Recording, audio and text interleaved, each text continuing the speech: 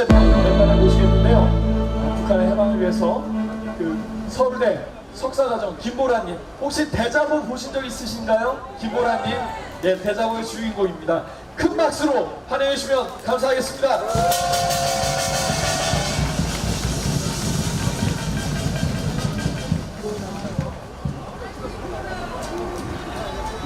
네, 반갑습니다, 여러분. 네, 저는 서울대 사범대 석사과정의 김보라라고 합니다.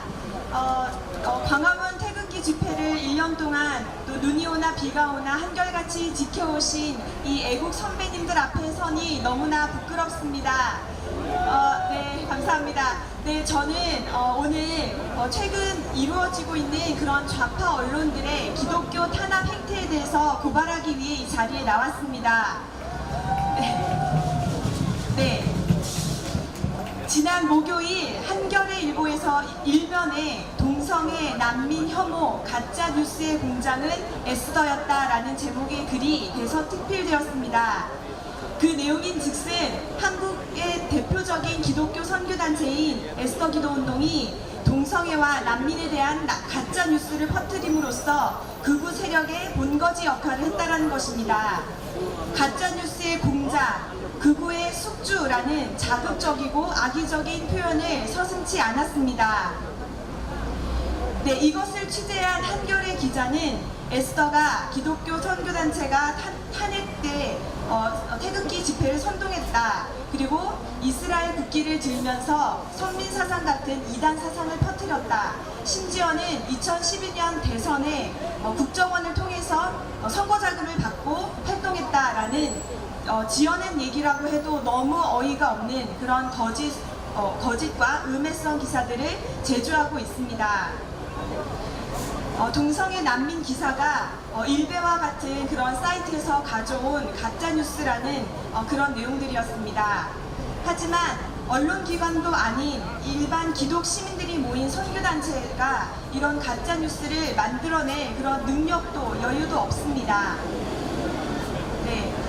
그러나 그들이 극우라고 몰아붙이는 사람들은 일개의 굉장히 순진한 시민들로서 국민일보, 한국일보, 매일경제, 그리고 허핑턴 포스트 등 국내외의 여러 가지 기사를 접하고 나라를 우려하고 걱정하는 마음으로 양심에 비추어서 행동하고 기도하신 순진하고 순전한 기독교인들이었습니다. 네. 그리고 심지어 재미있는 것은 그들이 말하는 허핑턴 포스트는 한겨레에서 가지고 있는 언론 매체입니다. 자기네 기사를 읽고 전달한 것을 가지고 우리가 거짓 공장이었다라는 등 그런 어불성설을 하고 있습니다. 이것은 정말 자기 도끼로 자기 발등을 찍는 그들의 그런 미련한 모습이 아닐 수 없습니다. 이것은 정말 코미디가 아닐 수 없습니다. 네, 다양한 언론 매체에서 보도한 소식을 듣고 나라를 걱정하는 마음으로 개인적인 신념과 양심 그리고 종교의 자유를 따라서 행동하고 기도한 것이지 누가 사주를 했다거나 또 돈을 받고 행한 일들이 결코 아닙니다. 네, 기자들에게 수많은 관련자들이 이것이 아니라는 해명을 수차례 하였지만 그 기사를 취재한 박준용 기자는 그들이 원하는 대답만을 들었고 또 그리고 그런 것들 증언들을 모두 다 무시하고 자신만의 시나리오를 작성해서 한겨레 1면과 4면, 5면에 특집 기사로 실었습니다. 네, 이 젊은 기자가 도대체 무슨 믿는 구석이 있어서 이렇게 파도 증거가 나오지 않는 사실을 겁도 없이 특종으로 실었겠습니까? 누가 뒤를 봐주는 사람이 있지 않겠습니까? 여러분, 한겨레가 어떤 언론입니까? 한겨레는 문재인이 변호사 시절 2억을 은행에서 대출받아서 기부한 언론입니다. 언론이 진실을 보도해야 된다라는 생명과도 같은 그런 기본 정신을 버리고 권력 앞에서 그 진실 이상의 다른 어떠한 목적을 가지고 그들의 펜을 휘두를 때 그 펜은 소수를 향한 힘없는 시민들과 사회 약자를 향한 횡포가 되는 것입니다. 한 사회가 결코 핵폭탄으로 무너지는 것이 아닙니다. 거짓을 그럴싸하게 써내려가는 팻대 아래서 우리 사회가 무너지는 것입니다. 네. 거짓 언론들이 이 대한민국 사회에 얼마나 많은 해악을 끼쳤습니까? 기자들이 써내려간 정황과 억측으로 끝나는 신문 기사 몇 조가리로 대통령을 끌어내리는데 일조했고, 법정에서 대통령 탄핵에 대한 증거 자료들은 결국 다 신문 기사들이었습니다.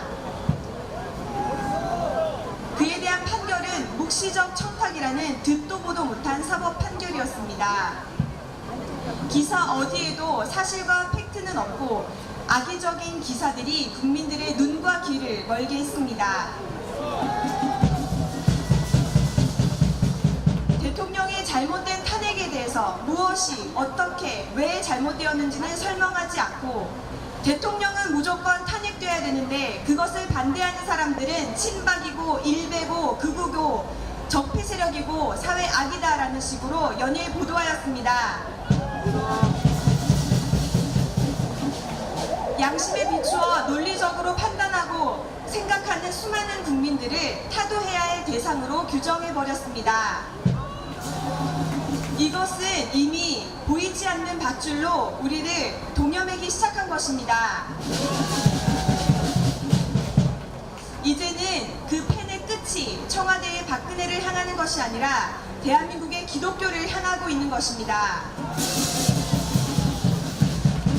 이것은 대한민국의 기본 가치인 종교적 자유, 표현의 자유, 신념의 자유를 심각하게 훼손하는 것입니다. 이것은 비단 에스더라는 작은 선교단체뿐만 아니라 대한민국 기독교 전반을 혐오 집단으로 규정하고 매도하고 있는 것입니다. 최근 이런 와중에 황희석 법무부의 인권국장이 기독교는 혐오 집단이라는 그런 폭언에 기독교계가 분노와 경악을 금치 못했습니다.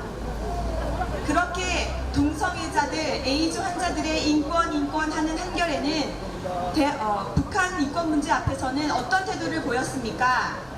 그들은 늘 이율배반적인 태도를 보였습니다.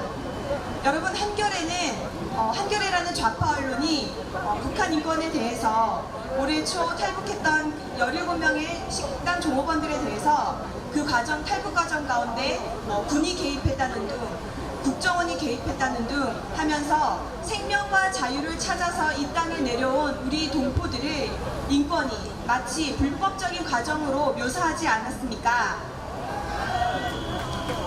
이것은 반인권적일 뿐만 아니라 비윤리적이고 정말 비열한 태도였습니다. 늘 자기 듣고 싶은 것만 듣고 말하고 그리고 그것에 대해서 근거를 가지고 이야기하는 사람들은 다 가짜라고 규정 지어 버립니다. 그들은 가짜와 진짜를 가르는 기준이 바로 자기들 자신이라는 오만과 독선에 빠져 있습니다.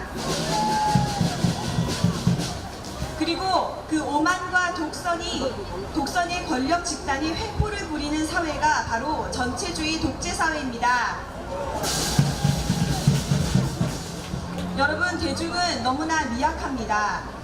나치의 반복적이고 위압적인 선동 앞에서 많은 국민들은 이성을 잃었습니다. 그리고 수천 년간 인류의 역사 속에서 종교 탄압, 박해와 또 민족 학살들은 이러한 특정한 사람들에 대한 잘못된 호도로부터 시작되었습니다. 양심을 지켜 용기를 갖고 우리의 종교적인 자유와 신념의 표현을 위해 외쳐야 하는 때가 되었습니다.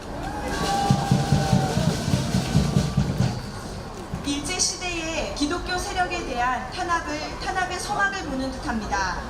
그리고 나치 시대의 유대인들에 대한 열등한 우민이라고 몰아갔던 것이 오버랩됩니다. 그리고 그 옛날 공산주의가 기독교를 반민족, 제국주의 세력으로 몰아붙인 그런 역사가 기억납니다. 좌파 언론들의 선동은 한국의 보수 가치의 정신적 근원이 되는 기독교 한국교회에 대한 선전포고입니다. 여러분, 이제는 거짓과 싸우는 비장한 마음으로 좌파 언론에 대항하여 용기 있고 진실된 목소리를 내야 할 때입니다. 마지막으로 제가 참 좋아하는 명언을 알려드릴까 합니다. 성 어거스틴의 말입니다. 진리는 마치 사자와 같아서 우리가 그를 위해 방어할 필요가 없다. 진리를 풀어놓기만 해라. 그러면 스스로 방어할 것이다. 우리가 여러분 용기 있게 이제 진리의 목소리가 되어서 외쳐야 할 때입니다. 네, 마지막으로 저와 같이 구호의 마지막 부분을 3번 외치도록 하겠습니다. 좌파 언론의 거짓 선동 중단하라! 중단하라! 중단하라! 중단하라! 언론의 진실한 엄정 보도를 촉구한다! 촉구한다! 촉구한다! 촉구한다! 기독교를 극우와 적폐로 몰아가는 종교 탄압에 대해 한국교회여 일어나라! 일어나라! 일어나라! 일어나라! 감사합니다.